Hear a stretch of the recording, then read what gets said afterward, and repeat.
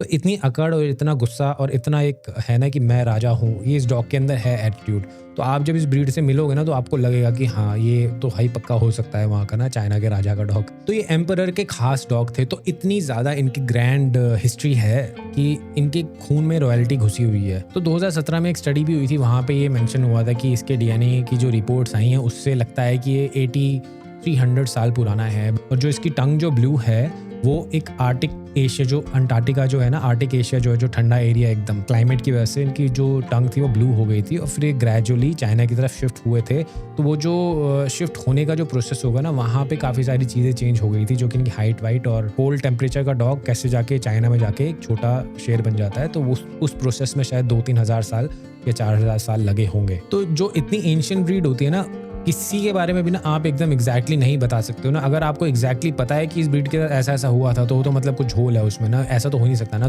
जब हमारे डॉक्यूमेंट हमें इतना सजेस्ट कर ही नहीं रहे हैं, कुछ पता ही नहीं उसके बारे में, तो हम एक अंदाज़ा ही लगा सकते हैं उस अंदाजे के हिसाब से। तो फाइनल टेक अवे ये है कि ये अंटार्कटिका में इसका ब्रीड ये वहाँ से स्टार्ट हुई थी। चाइना तक होते होते ये छोटे हो गए, इनकी जीभ का कलर सेम रहा, इनको फिर रॉयल्टी मिली, वहाँ पे एम्परर के फेवरेट डॉग हुए, जिसकी वजह से इनमें वॉर डॉग को श्रिंक कर दिया था उन्होंने। तो जिसकी वजह से ये इनके अंदर वॉर डॉग जो थे इनके दादाजी थे, तो वहाँ से कुछ टेम्परमेंट इश्यूज़ इनको आए हैं और इनका साइज़ कम है, क्यूट बनाया है, पर टेम्परमेंट जो इश्यूज़ हैं इनके वो वॉर डॉग के ही हैं। और जो रॉयल्टी जो इनको थी, तो अगर आप सोचो ना कि एम्परर के खास डॉग हैं, तो इसको कितना ज़्यादा वहाँ पे प्रायोरिटी मिलती होगी, इसके खुद के नौकर होंगे। उस वहाँ से इसका ये नेचर जो है डेवलप होते होते आज हमारे साथ है ये डॉग। तो इतनी ग्रैंड हिस्ट्री है इसकी, इतनी रॉयल हिस्ट्री है। और हमारे यहाँ पे क्या बन के रह गए हैं, टेडी बेयर बन के रह गए हैं। तो लोग ना इसका जो हिस्ट्री है ना वो मिस कर देते हैं।